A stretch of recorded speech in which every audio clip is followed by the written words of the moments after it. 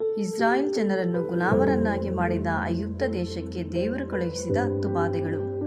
ಮೊದಲನೆಯ ಬಾಧೆ, ನೈಲ್ ನದಿಯ ನೀರು ರಕ್ತವಾಯಿತು. ಎರಡನೆಯ ಬಾಧೆ, ಕಪ್ಪೆಗಳು ಹೊರಟು ಐಗುಪ್ತ ದೇಶದಲ್ಲೆಲ್ಲ ಮುಚ್ಚಿಕೊಂಡಿತು.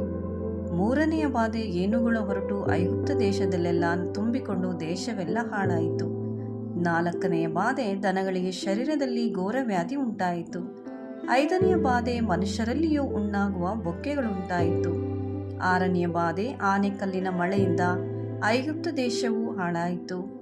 ಏಳನೆಯ ಬಾಧೆ, ಮಿಡತೆಗಳು ಹೊಲದಲ್ಲಿರುವ ಮರಗಳ ಎಲೆ ಚಿಗುರುಗಳನ್ನು ತಿಂದುಬಿಟ್ಟಿತು. ಎಂಟನೆಯ ಬಾಧೆ, ಐಗುಪ್ತ ದೇಶವೆಲ್ಲ 3 ದಿನ ಕಾರ್ಗತ್ತಲೆ ಕವಿದಿತ್ತು. 9ನೆಯ ಬಾಧೆ, ಐಗುಪ್ತ ದೇಶದಲ್ಲಿರುವ ಚೊಚ್ಚಲ ಮಕ್ಕಳೆಲ್ಲರೂ ಸಾಯಿಸಲ್ಪಟ್ಟರು. ಇದೇ ದೇವರು ಕಳುಹಿಸಿದ ಐಗುಪ್ತ ದೇಶಕ್ಕೆ 10 ಬಾಧೆಗಳು. ನೀವು ಪ್ರಭು ಯೇಸು ಕ್ರಿಸ್ತರಲ್ಲಿ ಆಶೀರ್ವದಿಸಲ್ಪಟ್ಟವರು.